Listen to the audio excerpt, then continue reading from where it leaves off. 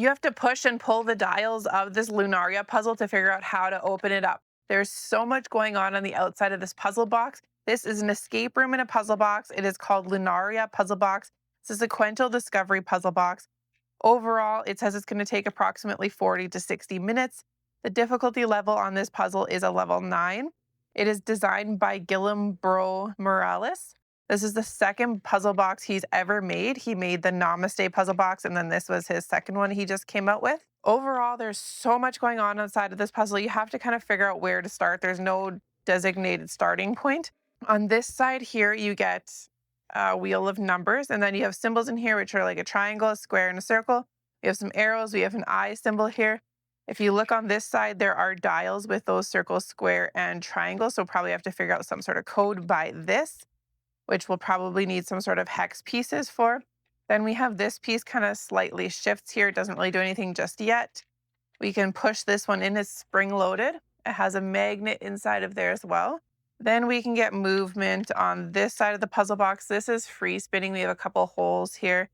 This one here, we can pull it up at this point and then we can twist it all the way around. And then if we go on to this part, this is spring loaded here. We have this square symbol here that points to this. And then we have another set of dials here with some codes on it. This thing here shifts around on this side. And then if we look inside of here, you can see there's like kind of like 3 different slots. I don't know if I can show you. There's one here, here, and over on this end as well. On this side of the puzzle, we have this piece here, and then we have this thing here, but this is locked. So we're not getting any movement from this just yet.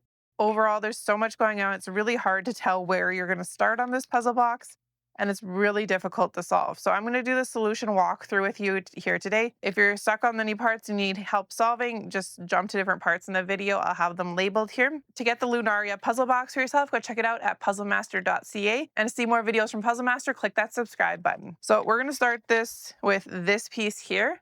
This one here is the one we get the most movement from. We have to turn it to this point here, and then we can lift it up and kind of put it to this point. That now allows us to push this spring-loaded one in and move it around. Before, it would not twist, it would just push in. So once we have this moved here, we can get it to a point where it lifts slightly higher than it did before at this point. Then we can twist this around here, and there's an internal maze you're following here. It's not a very difficult maze, but once you get it to this point, you can lift it out here. So you can see this here was locking it in place with this part here. So the next move here is to twist this open, and this magnet will pop out here, and then we get our first tool to pop out of the puzzle. So this tool now is going to help us with this magnet here. Another point here we can get before we go on to this magnet is this comes out here, and this now allows this piece to move. But in order to solve this puzzle, we need to go further in the puzzle, so we're not quite there yet with this one. So next we're going to go with this one here. Now that we've attached this onto the magnet, there's a piece that separates inside of here that pulls, and now we can twist this piece here and rotate it. And you can see there's a spot there for some pieces. That is because we have to twist this to the side and drop one of these pieces in there. And then you can see we have one peg to come out here. Now you have to do this 2 more times. So turn it to the side. You can get one more to come out here. And then one more time, pull this piece out and twist this in. And then kind of twist your box to the side. And then we get the last piece to come out of here. So now we have our next tools to help us solve the puzzle. These 3 tools are going to work on the same puzzle. We have a triangle, a circle, and a square on these. And then we have like lots of lines and everything on the outside of these pieces. So next we can just remove this from here now. And we're going to go on to this puzzle here. So this puzzle here, you can see on the bottom of these pieces, there are a circle. So we're going to place this circle one in the circle spot here. And we'll take the square and place it in the square spot. And lastly, the triangle, and we'll place it in the triangle spot. Now you have arrows that point to different spots on the board here. We have to match these arrows to the way these arrows are pointing. So when we have this one going here, we want to point this one so it kind of goes the same way as this arrow. I'll explain a little bit better. We're getting a shape formed on this side of the pieces. So we need to form the shapes here in order to figure out the next solution. I'm going to kind of point this one kind of in that direction. So we're following the way the arrows are pointing. And then on the side here, you can see there's a circle here. We go onto this side, there's a square here.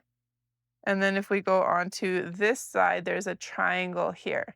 So now my first thought with this was when there was the triangles here is, okay, so the triangle is here, so it's pointing to 3.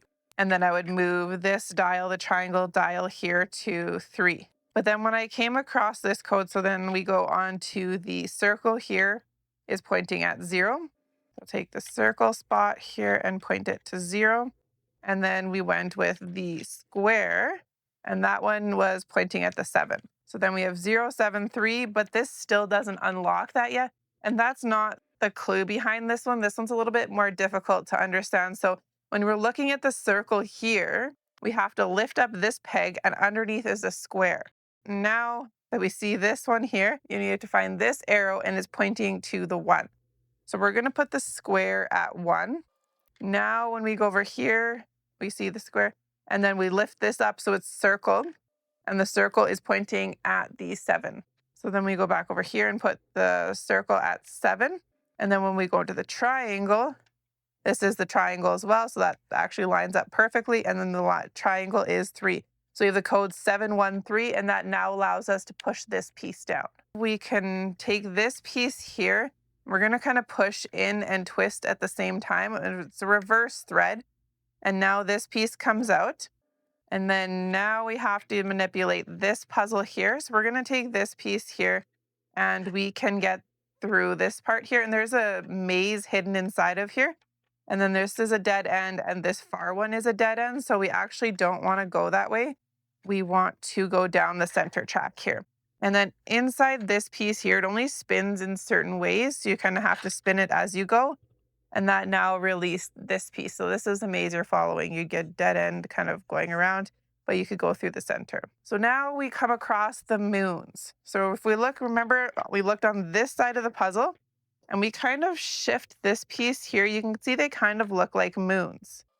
And so that's what we're looking at here. We're looking at the sliver, the 2/3, and the full moon. So now I thought maybe we just go through the different spots and find how many different moons there are. So here there's 3 full moons. There's 1, and then I would put this one at 4. But that was actually the wrong approach with this. And we have to look where we got this piece out of inside of here. I don't know if I'll be able to show it. There is a symbol inside of here, and you want to make the symbol you see inside of here on this side of the puzzle. So once we see that symbol on this side of the puzzle, which is spot number 2, this is the symbol we were looking for, where there's kind of like a cut here and 2 little cuts there. We want to count how many of these moons we have. So we have 1 full moon. So we're going to take the full moon here, and we're going to put it at 1. Then if we look here, we have 2 slivers. So 1, 2. So we'll put the slivers at 2, like that. And then we have 4 of them are like the 2/3 right here. So 1, 2, 3, 4. We're going to put this one at 4. So we have 1, 4, 2, and then that now allows us to open up this part, and we get more tools and more fun parts of the puzzle. So we get a tool here. So it has a little square, which is going to correspond with this piece here. But you can see this tool here also has threads on it. So that means we need to go and take this and combine these 2 pieces to make another tool. So once we do that, we can twist this, and there's really only 2 spots that this can twist to. So it can be closed or open. And then now we have this puzzle here. This one, you have to kind of shine it up against the light, and we're going to use the flashlight here to show us kind of what we need to see with this. So you can see when we combine these in different ways, we can see different numbers in here. So if we take it this way, we have 3, 5, and 4. So that code now corresponds with these knobs here. So if we want to put this one at 3, then we have 5, and lastly 4. And then we have to see if this doesn't come out at this point, we didn't turn this to the right spot. So once you get it to the right spot, this inside of here was locking it into place. And this finally brings us to the end of the puzzle. So it says, thanks for playing. And then we found the lunar phase keychain. So overall, so much fun in this puzzle, so confusing. If you don't know where you're coming from on these puzzles. It takes a lot of understanding and knowledge to figure out how these puzzles are working together, and just overall, so many tools and so much fun in such a small little box. If you like the Lunaria Puzzle Box and you want to get it for yourself, go check it out at puzzlemaster.ca. And if you want to see more fun puzzle solves like this, click this video right here.